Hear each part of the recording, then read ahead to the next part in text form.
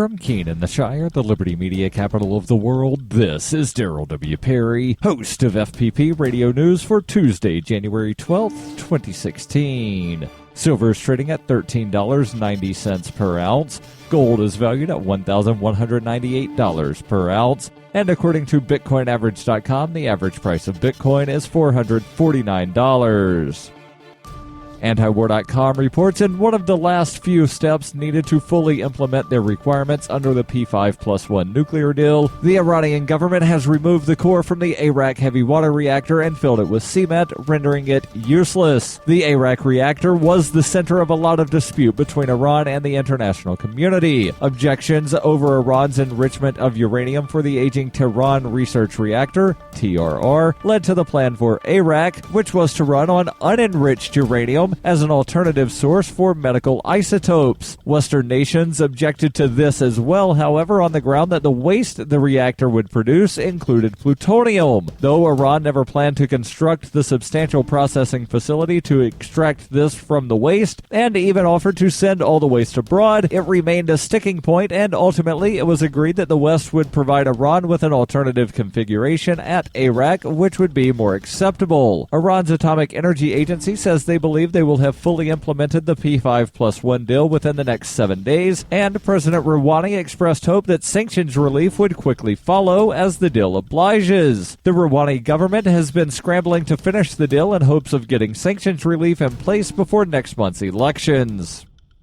For nearly 40 years, Roberts & Roberts Brokerage has been a trusted source for buying and selling precious metals like gold and silver. They also take Bitcoin for precious metal purchases and have permanently removed the minimum purchase amount for all orders paid in the digital currency. Call Roberts & Roberts today for knowledgeable advice on buying and selling precious metals and a forward-thinking approach to new technologies. 800-874-9760 or visit online at rrbi.co. UPI reports White House Chief of Staff Denis McDonough said on Sunday that President Barack Obama will close the prison at Guantanamo Bay before he leaves office. Closing down Guantanamo Bay was a promise Obama made when he first took office 7 years ago. Obama has argued that the detention center has outlived its usefulness and is too costly to maintain. McDonough told Fox News, "Let me be clear, the president has said from the beginning of his administration that he will close Gitmo because it's bad for our national security and because it's too costly, $4 million per year per detainee. That's a travesty. He feels an obligation to his successor to close that, and that's why we're going to do it." McDonough said Obama will present a plan to Congress and work with Congress, and then will make some final determination. When he was asked by Fox News Sunday host Chris Wallace if Obama planned to close down the facility by using executive orders, McDonough said, "I'm not an if-when guy. I said we're going to close it. He just said he's going to present a plan to Congress to do that." Obama previously said he would wait until Congress has definitely said no to a plan to close down Guantanamo Bay before he would make any decision on executive orders.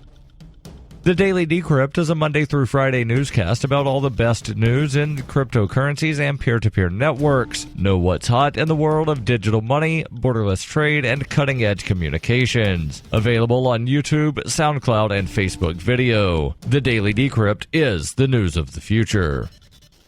Reuters reports a Texas judge on Monday slashed the bond for a mother charged with helping her teenage son flee to Mexico while he was on probation for killing 4 people in a drunk driving crash. Lawyers for Tanya Couch said she could not afford the bail set at $1 million and argued it was excessively high for a person charged with a third-degree felony. If convicted, she faces up to 10 years in prison for the case where critics have accused the family of using its wealth to thwart justice, and the teen was derided for using a defense of affluenza. A psychiatrist testifying on his behalf at the 2013 trial in juvenile court contended his family's wealth had left him so spoiled that it impaired his judgment to tell right from wrong. On Monday, Judge Wayne Selvant cut Tanya Couch's bond to $75,000 and imposed conditions on a release on bond that include being placed on an electronic monitor, drug tested, and reporting weekly to authorities. In arguing that the bail should remain at $1 million, Tarrant County Assistant District Attorney Kevin Rousseau told reporters after the hearing there was a possibility she would run again.